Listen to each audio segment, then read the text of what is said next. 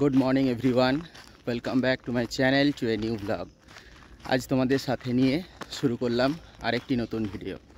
As usual সকালবেলায় আমি বেরিয়ে পড়েছি হাঁটতে। আমি যখন বেরিয়েছিলাম তখন ঘড়িতে প্রায় 5:45। তো এখন আমি অনেকটাই চলে এসেছি। আর আজ হলো একটি বিশেষ দিন, বাংলার নববর্ষ অর্থাৎ পয়লা বৈশাখ। তো আজ আমি কিভাবে সমস্ত দিনটাকে সেলিব্রেট করি সেটা তোমাদের সাথে আমি শেয়ার করব। আসলে ক্যামেরা হাতে নিয়ে হাঁটতে খুবই অসুবিধা হয়, তো সেই জন্য এখন আপাতত এখানেই শেষ করছি, পরে আবার দেখা হচ্ছে।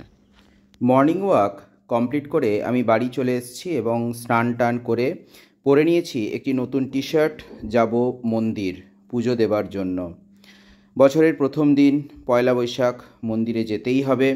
সেজন্য আমি চলে এসেছি মিষ্টির দোকানে মিষ্টি কেনার জন্য।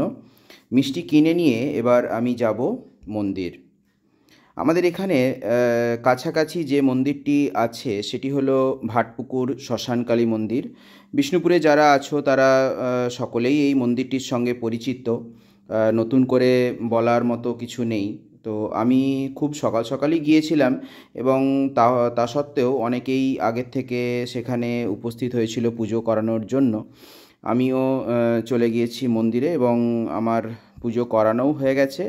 আমি চলে এসেছি ভৈরব মন্দিরে, সেখানে প্রণাম করার জন্য। প্রণাম করা কমপ্লিট, এরপর আমি যাব বাড়ি। তো যেহেতু আমি হেঁটে গিয়েছিলাম সেই জন্য আমি হেঁটেই বাড়ি ফিরছি। এরপর তোমাদের সাথে বাড়িতে গিয়ে আবার দেখা হচ্ছে। ফিরে চলে এসেছি বাড়ি এবং সকাল থেকে যেহেতু আমি কিছু খাইনি সেজন্য নিয়ে নিয়েছি চা আর বিস্কুট নিয়ে নিয়েছি। এবং তারপরেই ছিল আমার ব্রেকফাস্ট, যেটাতে ছিল কচুরি এবং তার সাথে ছিল তরকারি এবং শসা। খাওয়া দাওয়া কমপ্লিট করে আমি চলে এসেছি এখন মাসির বাড়িতে। এখানে প্রতি বছরই আমাদের লক্ষ্মী গণেশের পুজো হয়, খুব বড় করেই পুজোটা হয়।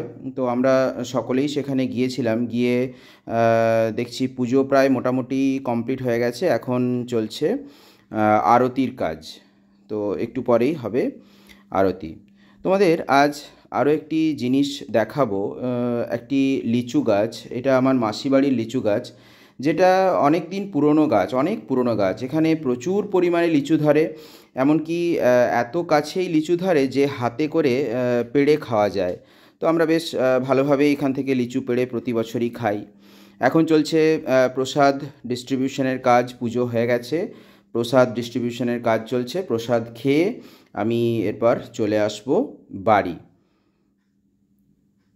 এখন বিকেলবেলা প্রায় 4টে, 4:30 এরকম বাজছে। আমি চলে এসেছি ইলেকট্রনিক্সের দোকানে। অনেক দিন ধরেই ভাবছি একটা এসি কিনবো।